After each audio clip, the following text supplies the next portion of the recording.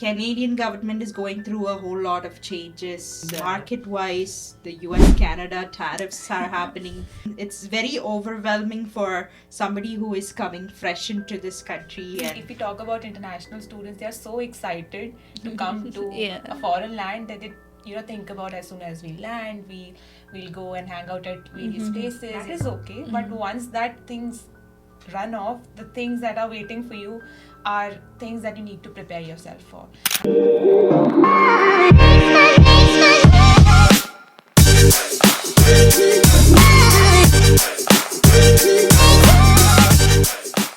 hi all, once again we are here with the Malayali Moose channel.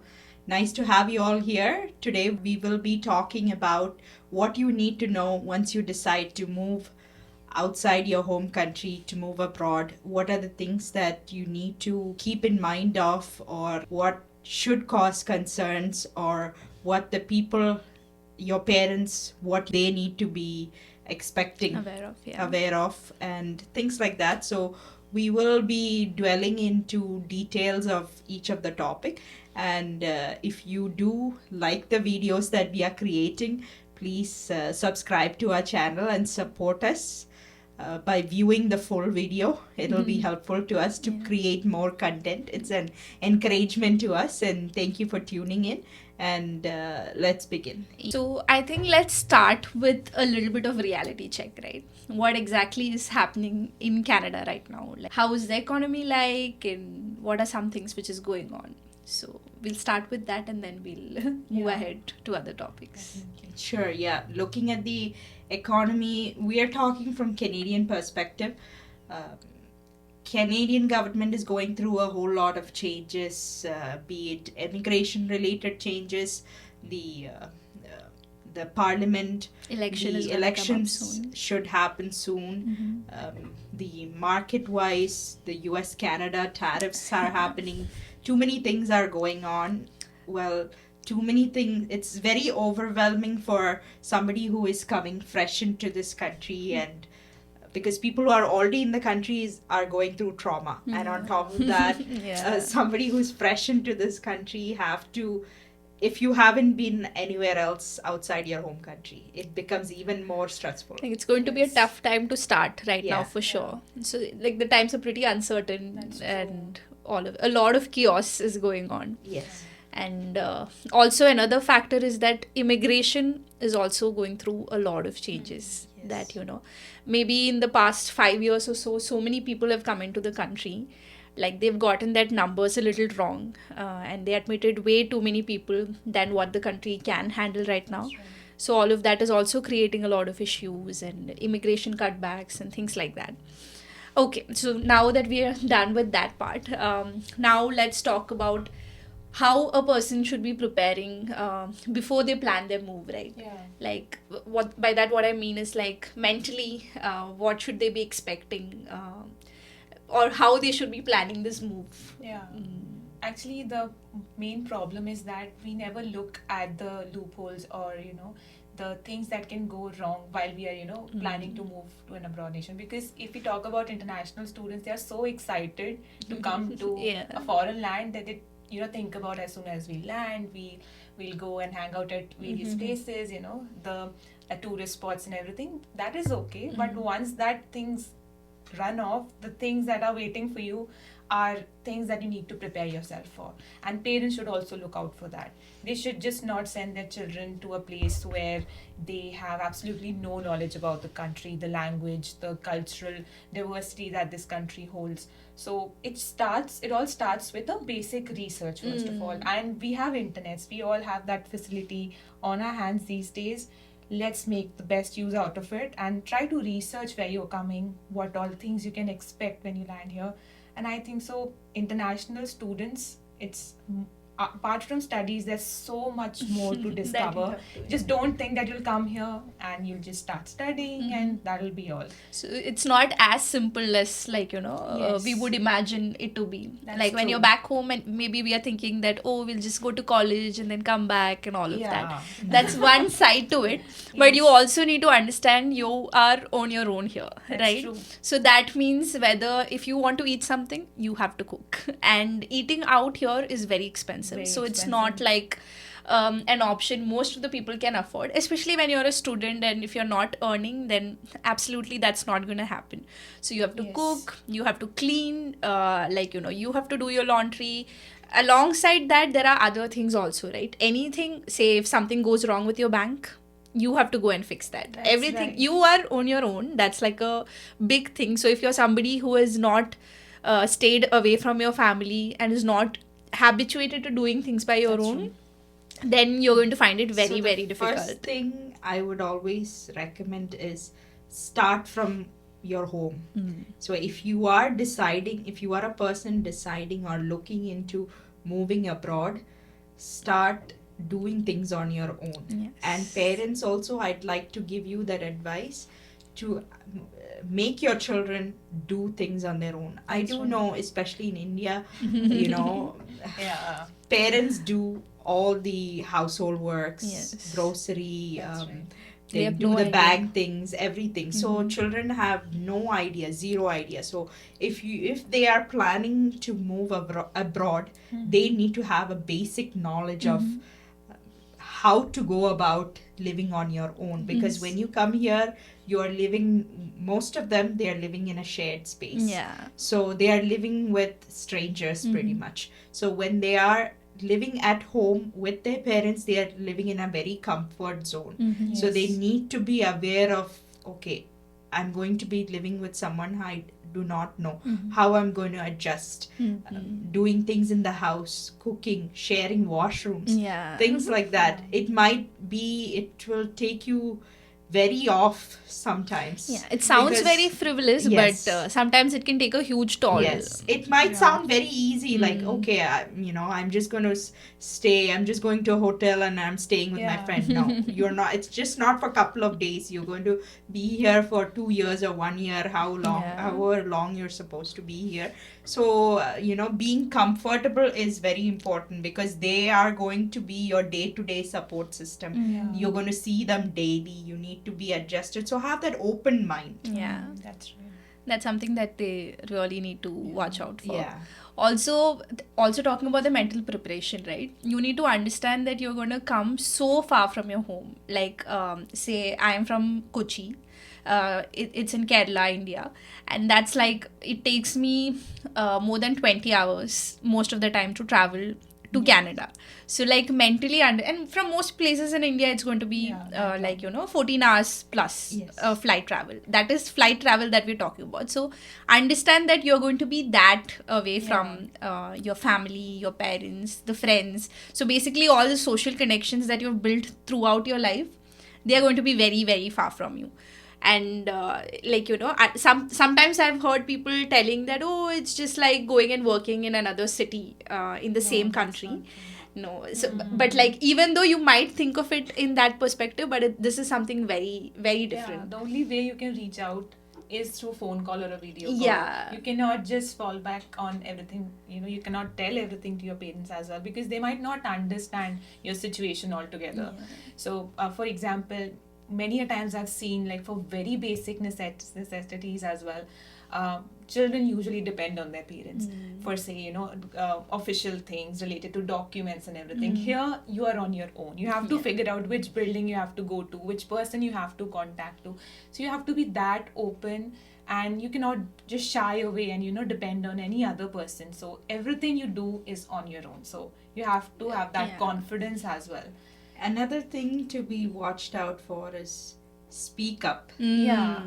Especially when they come, students or whoever it is, when they come here, in their culture, it is, if you speak up or if you ask questions, you are kind of looked down upon. But especially when you are in a Western world, or when you are going abroad, if you do ask questions, only you seek answers.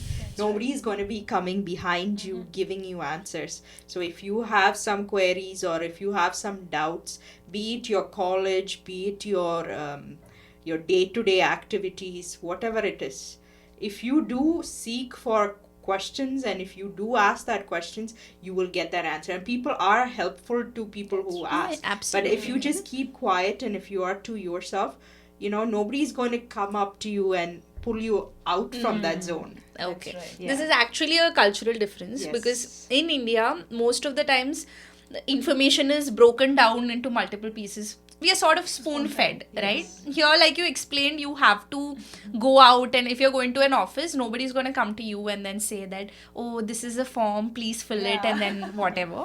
You are supposed to walk up to the right counter and then ask them, this is what I'm here for, and then understand what they're explaining to you, and then do what the necessities, and then get the things done.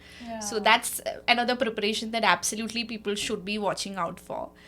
And now that we are discussing about this mental preparation, what are some things that the parents who are back home, who does not know what exactly is happening here, what should they understand about their child coming and studying here? How should they prepare for this whole journey? Well, if we think from international students' perspective who are coming into Canada, they are allowed to work 24 hours per week. Finances. Well, we do know that most of them, they're coming to Canada taking loans and they will have to repay it. There would be maybe monthly repayments or quarterly or however it is made. But you might be told when you came, before you coming into Canada, you can work, make up that money and then pay your loans. Tuition, But it is not always the reality. First thing is jobs. It is not an easy time to find part-time jobs. Not everyone do find it, but it is still available. But some of them, you need to know the fact that jobs in most of the cases will not be found right away. So then they need to pay the rent over here that they are staying in. That has to be done along with your groceries have to be done and paying the loans. It might get a little bit overwhelming for the student that is here.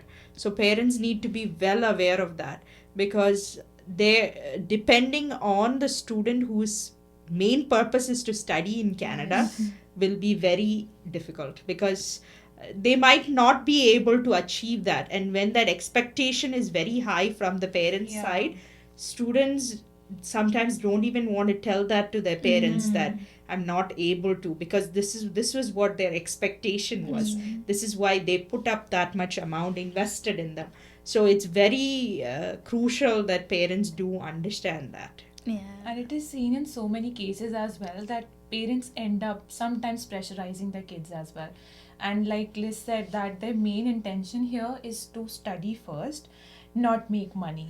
Sometimes the pressure is from parents that, maybe you can contribute to the family and you can send some money back. But you need to understand the job market is so difficult to navigate. They also have to pay your rent and do groceries, and there are so many added expenses. You don't even include the transportation cost in that now, because life here is so unpredictable. Every now and then there'll be a new cost cropping up. So parents should, keep that into mind as well. And if at all your child comes to you and asks for help, so you should be very sympathetic to them because they're alone here. And so be prepared, right? It's not just the initial expenses. There might be times when the international student here requires financial support from back home. And earlier, at least, there used to be something called as GIC, which was I think $10,000 when I came in.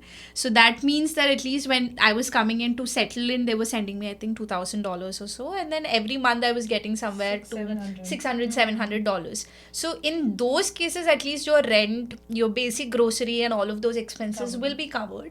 But now even that is not a requirement. It's way too low now. Yeah. So like if now they're just coming here by paying their first year's tuition fee, then if you're thinking that you're going to come here and find a part-time job right away, it might happen for some people. I'm not telling that not everybody's going to get it. There are people who has found a part-time job maybe say within a week, but there are other people who have not been able to find it even after being here for a year. Yes. So these are two realities, and you need to prepare. Like, you need to have a plan A and then plan B, and then plan out your finances. That's also a huge... The underlying factor is that parents should be highly encouraging at every step, because it's very easy for a person who has come to a foreign country to get demotivated, right?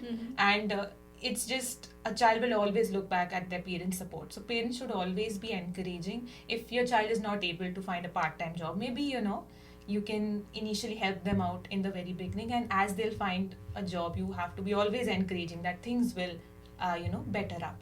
So parents are, I think so, the main pillar of support for children. Okay, now let's talk about a little bit of expectation versus reality, right? So when you're back home, you're thinking that your college life in Canada is going to go a certain way. Maybe Tanisha can give us some more insight because she's studying currently as well.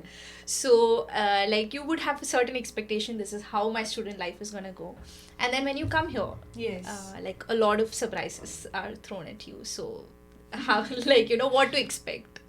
As an international student, like, even if you're a normal student, you go out of your city to study in some other place, you expect a lot of things. First, you expect a campus which will have, all the facilities.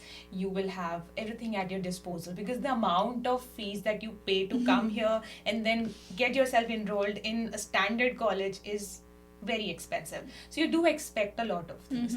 I would not take the university's name, but I would definitely share this, that the campuses that they promise you sometimes not turn out to be the campus that you were promised. You would go to a facility where there'll be no library, there'll be no computer lab or anything of that sort that will help you. So that can be a shocker, because you have planned your accommodation in that way. You have planned your accommodation way too early on. You came here.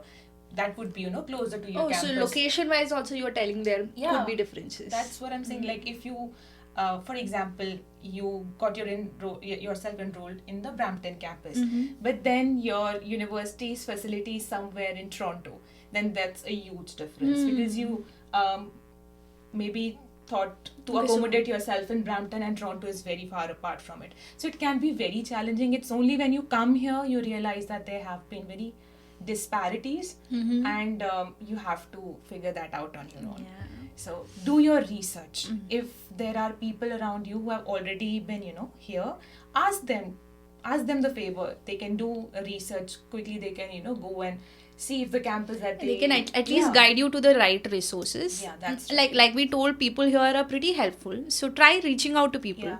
And while we are on the topic of research, let's talk a little bit more on that, right? We always say, please plan your move, but how exactly do you plan your move? What are some resources that they should be looking at, and how can they navigate that particular So most of the time what happens is that when somebody is deciding to move abroad, they right away go reach a consultancy in their city, basically, to how to get there, where to begin. That's where most of the people do. Yes, that is a good source, a good starting point. Well, that should not be your only point. Whatever they tell you should not be your only point of researching, because over the years and through experience, we are able to find out that the consultancies might be promising so many things because they have an agenda to be met and a quota to be met. So they might not be right all the time. So look into other sources, say like your peers, reviews from this particular university if you have already received admissions and you're ready to move in, or people who have already been in the country that you're moving into. Do your research, or websites, YouTube reviews, your college websites. These are all some places that you can start looking at and know it by yourself. Always fact check. right? Like with the times that we are living in, with social media and all of that, a lot of people can come up and make any video. They might be doing a lot of claims in their video, but there are resources where you can go, like say if somebody is telling that, oh, Canada's job market is like, booming right now and it has so many openings and you'll be able to find a job like that and all of that, then there is, say for example, there is jobbank.ca, right? This is Government of Canada's official job bank. There, if you go, there's a place where you can explore statistics, data. It gives you snapshots of how the job market of a particular place is going to be. Like say, what is the unemployment rate in Toronto, what is the unemployment rate in British Columbia or Ontario as a province. A lot of information is available there. So rather than just, of course it's a good thing that you're listening to that video, but always go and do that fact check. Okay, this person, or say if your consultant is saying that, okay, this particular area has so many part-time opportunities and things like that, maybe like find a local influencer, right? Most of the times now I see there are people who do videos on that particular area and things like that. So if you go into the comment section and see, maybe you can see people reacting, right? Maybe they're not able to find job, and then how there is too many people here and things like that. So go in depth. And of course the college's website is a good starting point, so you can visit the website and then go through different pages and try and understand that. Also LinkedIn. So in LinkedIn you can see who all have studied in that college. Maybe try reaching out to people. I'm not telling that every other person that you're going to reach out to is going to answer to you. Maybe they are also busy and all of that, but try reaching out to 10 people, 15 people, at least one might respond. It's better to have that information before coming here to avoid surprises and shocks and all of that. One big misconception is also that some people say that, we came here, we applied here, and things work in a different way for different people. And some people get frustrated that, I also applied in this very same place, why did not I get a response? So it works differently for everybody. So it's not that you get frustrated and demotivated and not try. You have to try a lot in the beginning, especially if you want to get even a part-time job. That will be a very demotivating time for you, but you have to keep trying. Yeah. It's just like staying focused and then putting in that efforts is the only thing that's going to get you going. At that point, let's actually talk about another fact that when you're coming to study here as an international student, you are a temporary resident. And permanent residency is a whole other thing. So most of the times I've seen that, I've come and studied here, so I have to get PR. So like, can you shed some light on PR is not something which is guaranteed for 100% of people who are moving here. It is a whole different journey, and then Yes, that when you decide to, the whole point of you coming as a student into Canada, because it has been always showed that there is a pathway from student to permanent residence. So that pathway is what was being looked upon before you made the move. However, they have time and time again, the immigration minister has said that not everyone who come as students in Canada will be guaranteed that permanent residence. So permanent residence, yes, if that is your goal, work towards it right from before even you come into study to Canada. Say if you are moving to the province of British Columbia to study, look at what are my options. How can I get permanent residence? Which if I take such and such job, or if I'm in such and such field of working, then only I will get there. Okay, do that research and kind of try to find out. If that is not even your field, if that is what they require in that province, how do I go about gaining that experience? Or if I gain that experience, will it help me? Do that research even before you come into Canada. That is what my recommendation is, because the times are tough. It is a very much a privilege that you are getting permanent residence. It's not a guarantee at all. So make sure you go about and treat it with that much seriousness. So nobody's going to say, okay, you came into country as an international student, so I'm going to give you permanent residence. Take the PR. No. It's not something that's just handed over. Even if they want to give you that PR, they will do that checks to make sure you really deserve it. I know. Yeah. And maybe the consultants that you're interacting with is giving you these statements that, you go study there and you're going to get Yeah, a that's PR true. for sure. So even if they are telling you that, that is not how it works. There's a whole process to it. Again, go to Government of Canada's website. You have a lot of detailed pages about it. Try and understand how the PR system here works. There's a scoring, right? There is CRS score that is allocated to each individual candidate. Try and calculate that. Try and understand what are the scores that are being called right now. So I know this is a lot of time and effort that you have to put into the research, but anyways, you have to know these things. If your goal is to get that PR, then might as well put in that effort to try and understand. It's worth your while, because I can vouch for this. There are so many students who come here just on the grounds that, we'll just enter this country. They don't thoroughly research the courses that they have taken. And now at this point of time, when they're about to graduate and have 3 years of work permit to them, they have absolutely no clue what they're going to do with the time that they have got, because the courses that they have taken are of absolutely no value to them. And it really starts from the bottom. Like Chinu said, it involves such a good amount of research for you to do, but it's worth your while. You have to put in that effort if you ever want to climb the ladder of permanent residency, because it's not easy at all at this point. So I've seen so many students being clueless. So it's really your job right now to research and then tag yourself along into this country. Yeah, internet is like a huge library, Yeah. right? Like just go. There are so many free resources. There are immigration consultants who are doing a free webinars, and there are so much of informative contents. Identify quality people and then follow them. They might be making a lot of videos, informative content that you need to know when you're immigrating into this country and all of that. So go Yeah. about and do all of that to get started. Now let's talk about support.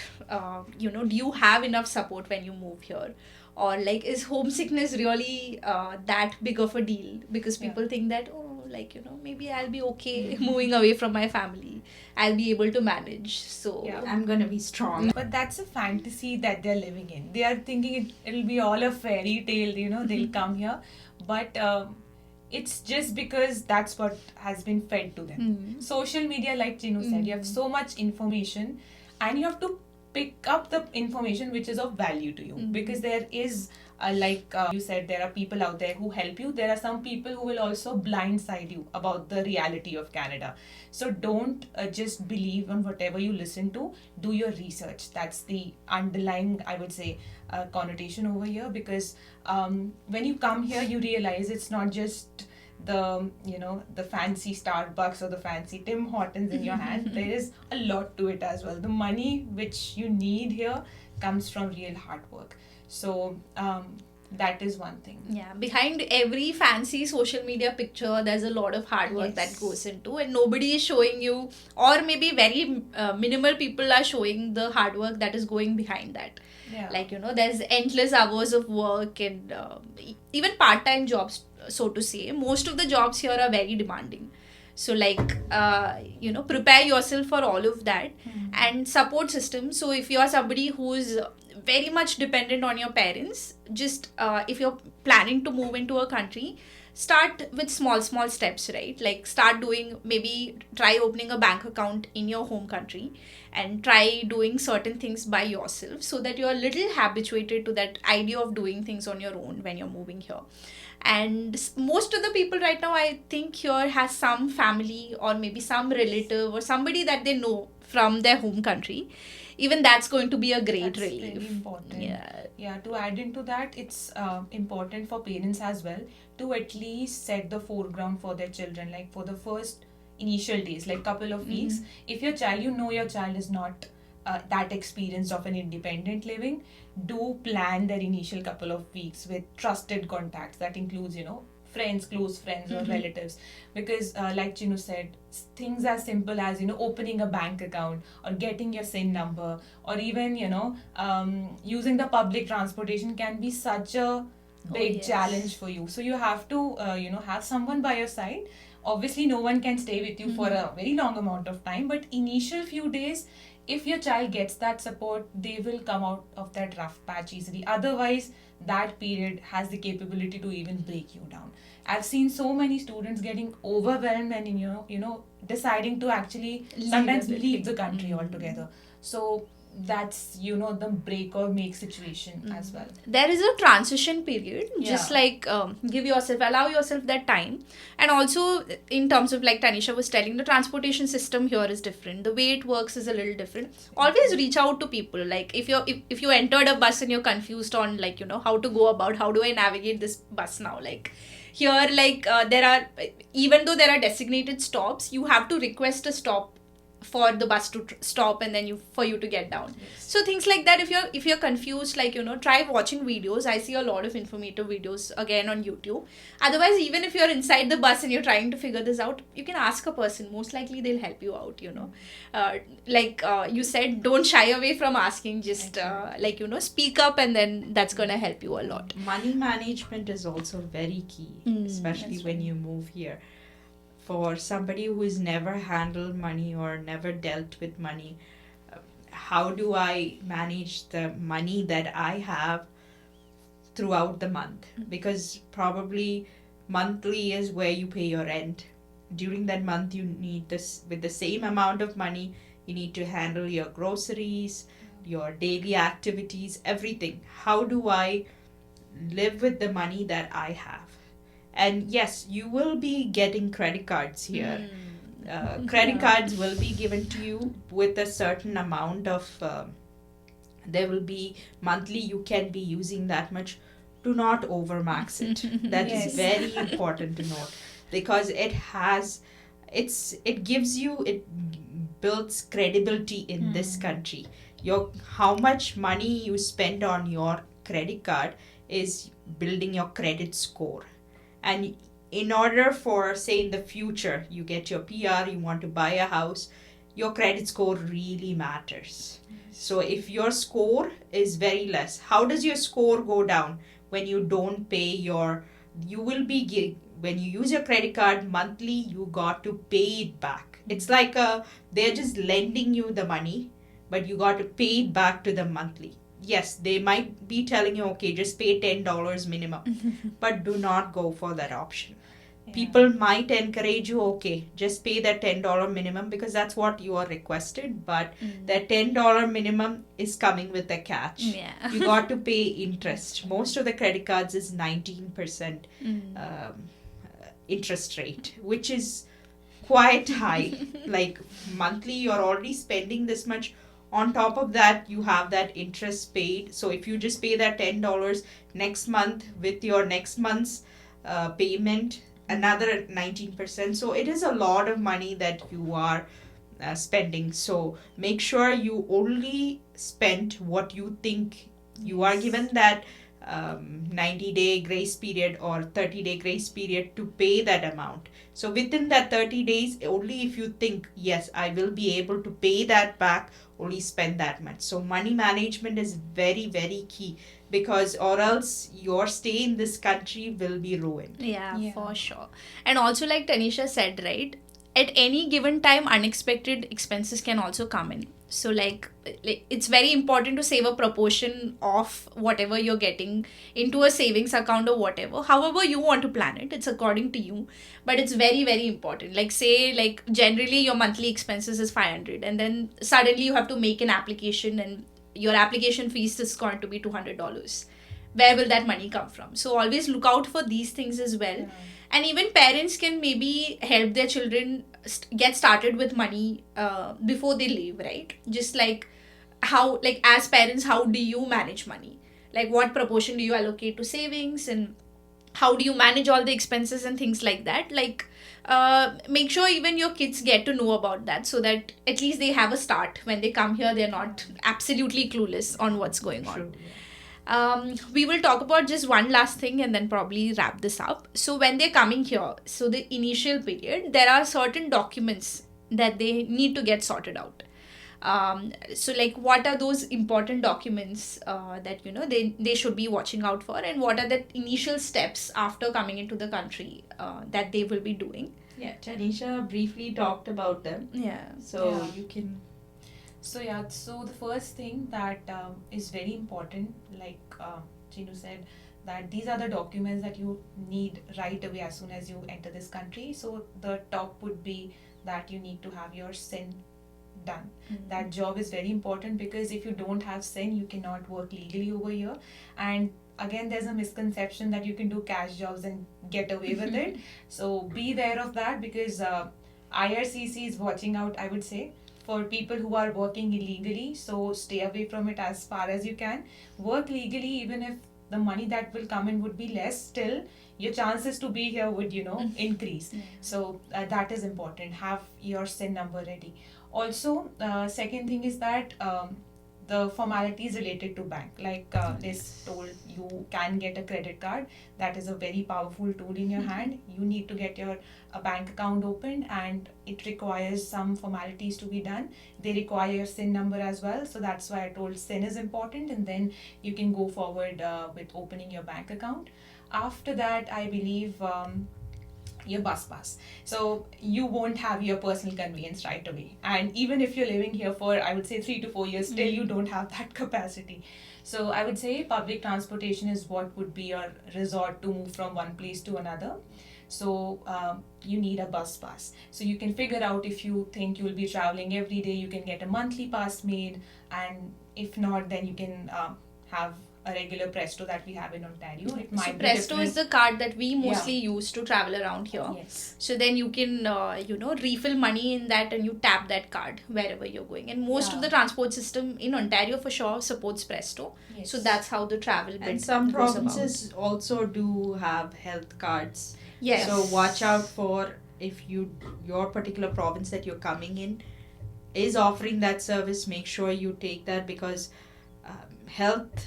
In regards to health, you never know when you would require that, and if you don't have the planning already done, in case you have some kind of sickness, how you're going to go about it, it'll be very difficult. So have either travel insurance, health insurance.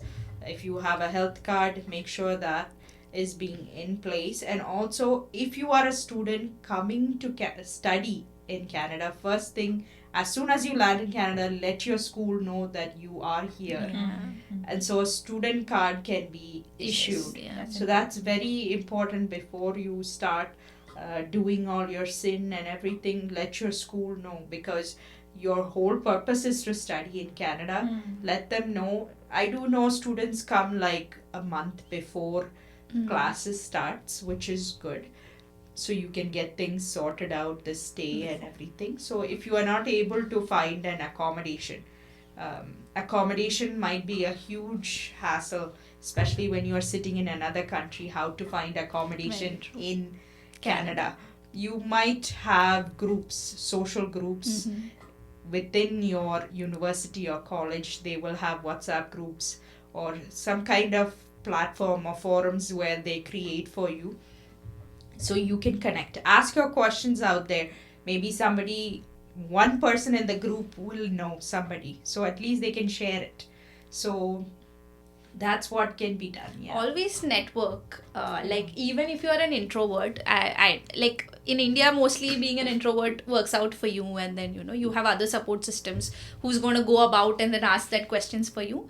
Here it's not going to work out like that. Always connect with people because that's going to help you in a lot of scenarios. And most of the colleges here also has a lot of student services. Like they have student support groups and probably the WhatsApp groups that they create even before you come into the country. Try and connect with more and more people so that you have some support system built for you. So yeah, that's it. We just wanted to discuss how you can sort of plan things out before moving into Canada.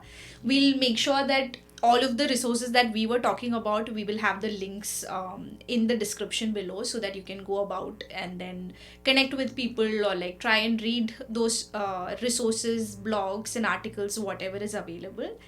And hopefully you found this insightful. Let us know what other content you would like us to do, or if there's a topic in this particular video that you want us to speak in detail that you believe could help you out. Please let us know, and then we'll be happy to do a video on that as well.